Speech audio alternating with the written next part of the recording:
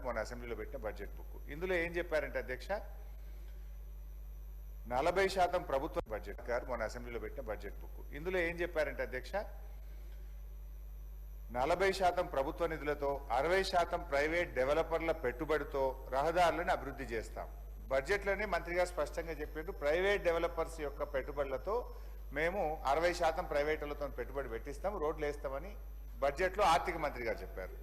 అసెంబ్లీలో ప్రశ్న అడిగితే ఈ గౌరవ ఆర్ఎండ్బి మంత్రి గారు ఏమంటున్నారంటే ప్రశ్నకు ఆన్సర్ లేదండి అని చెప్పారు. లెట్ మీ క్వశ్చన్, అన్ని క్వశ్చన్లు కలిపి ఆన్సర్ చేయమనండి సార్. అరే ఇంత ఒప్పుకోలేకపోతే ఎట్లా సార్, మనుషులకు కొద్దిగా కూర్చోమనండి. Let me ask the questions.